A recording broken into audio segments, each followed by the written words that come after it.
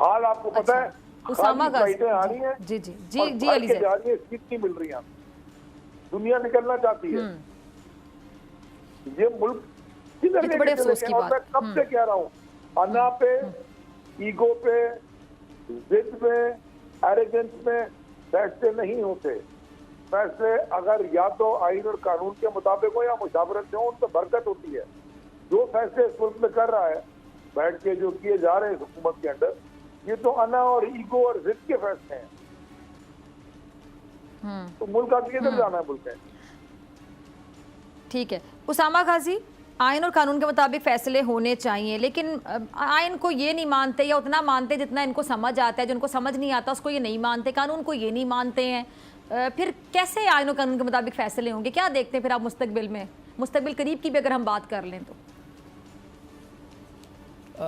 जब तक हम आइन पर या कानून के मुताबिक अमल नहीं करेंगे, किसी भी दुनिया में कहीं भी आप चले जाएं, किसी भी मुल्क में चले जाएं, तो वहाँ क्योस ही होगा, वहाँ तो अफरा तफरी होगी, वहाँ तो अदम इस्तेहकाम ही होगा, कुछ ठीक हो ही नहीं सकती, क्योंकि एक ट्रिकल डाउन इफेक्ट होता है।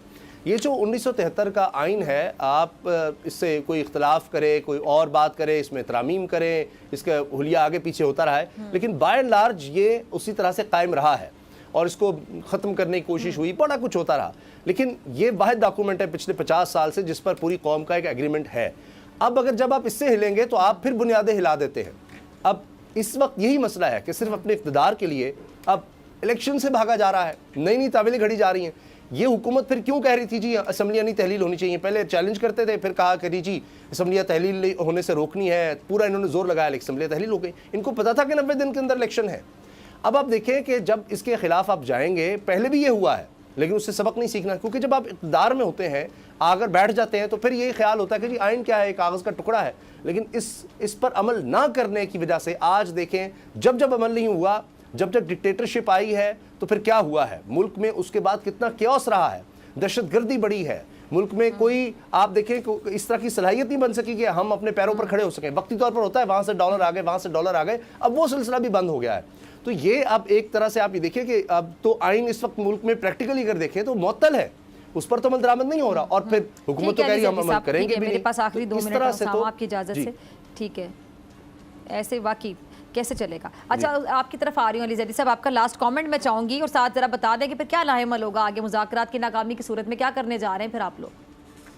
लॉन्ग मार्च सड़कों पे होगी आवाज। तो आप लोग के तो लॉन्ग मार्च को भी हुकूमत सीरियस नहीं लेती ना? ठीक है ना ले, लेकिन अवाम उस मुल्क की सड़कों पे होगी। ठीक है, अवाम इस मुल्क की सड़कों पर होगी मुज़ाकरात की नाकामी की सूरत में। अगर तो ये जी जी कानून पे फैसले नहीं किए गए, ये मुझे फेडरेशन बहुत डेंजर में नजर आती है। ठीक है, बहुत डेंजर में नजर आती है। बिल्कुल, आप खैबर पख्तूनख्वा पंजाब की अवाम का राइट ले रहे हैं अपने मुंतखब नुमाइंदे इलेक्ट करने का, क्यों ले रहे हैं राइट? ठीक है जी, ठीक है जी।